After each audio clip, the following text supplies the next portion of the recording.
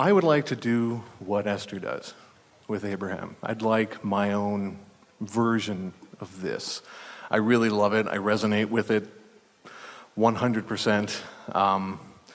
And, well, I remember... Well, there's no reason not to do it, so do it. Okay. Everyone is an extension of source energy, and everyone has an inner being. So it's just a matter of tuning to that frequency, so that you can hear it clearly. That's it. That's all. So how do I do that? Well, you know that feeling of resonance? That feeling of resonance is you aligning with your inner being. Every time you are appreciating something, someone, something, you are in complete resonance with your inner being. Every time you are feeling love, you are in complete resonance with your inner being. So it's about practicing it in a way that it's steady enough that it becomes a dominant part of your vibration. Esther achieved it by following some simple guidance from someone like Abraham, who said, meditate. And Jerry and Esther said, that's weird. We're business people.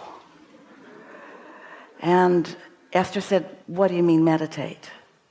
She thought of people standing at the airport on one foot with their hand out, or sitting in a position Esther could never get into in her whole life, and oming. She thought of it as weird. What do you mean meditate? Sit in a quiet room and wear comfortable clothing and focus on your breathing, and when your mind wanders, and it will, release the thought and focus back on your breathing. And so they went home to their apartment, put on their bathrobes, sat in wingback chairs with an etagere between them because they were embarrassed to do this weird thing in front of each other. Set a timer for 15 minutes, and Esther just counted her breathing.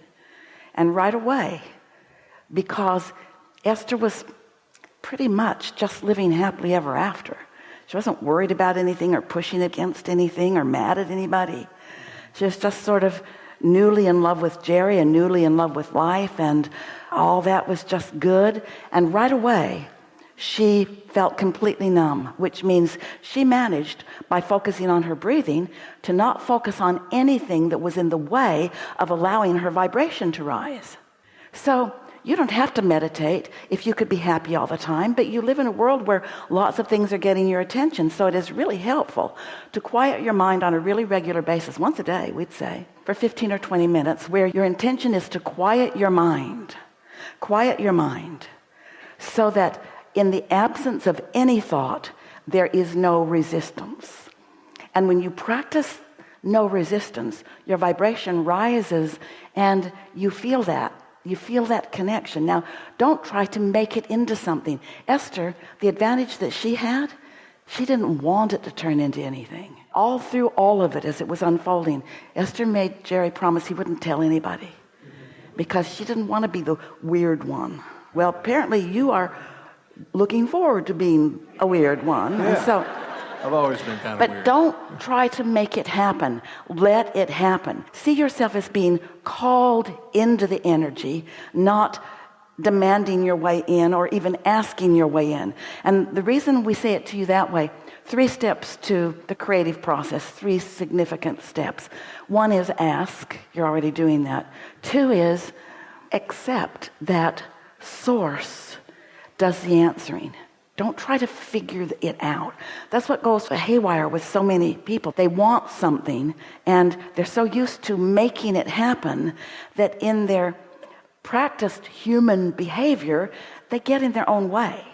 That's why the quieting of the mind is so helpful. And what the quieting of the mind in this meditation that we're talking about does, it helps you do step 3. It helps you not be in the way, so that what you've asked for and what is being answered, you can feel. And just let it unfold. Don't try to make it happen. Don't put a timeline on it.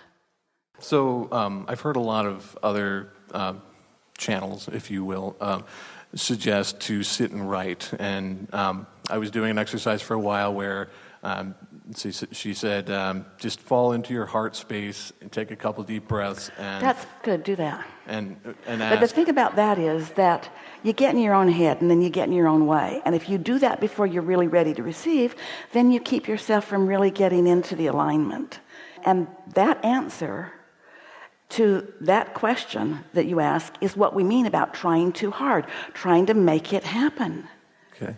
When you're in alignment, you will be uplifted to a thought, and it will be a thought like you've never had before. And you will know. Jerry knew when Esther was receiving because Jerry knew Esther. She was just a mess-off girl.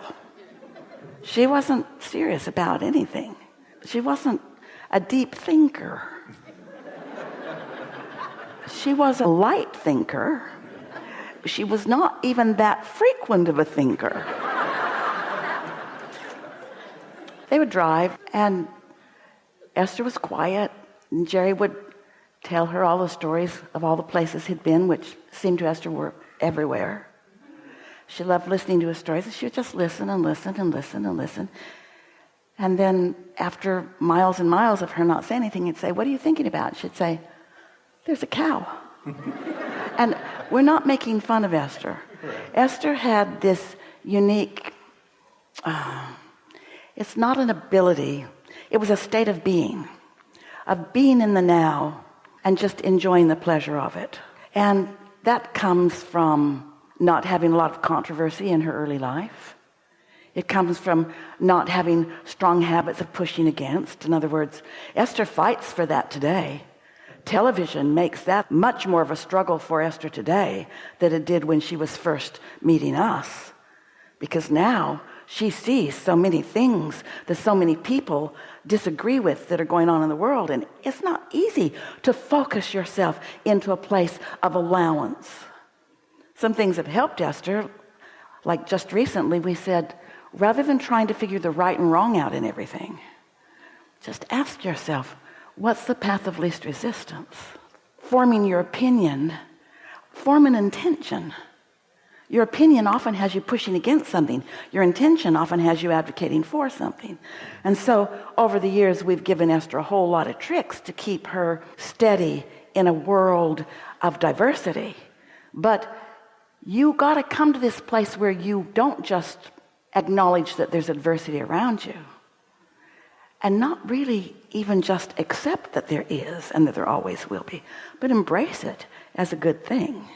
Embrace differences while you do your very best to find your resonance with your true power and your true knowing. Yeah.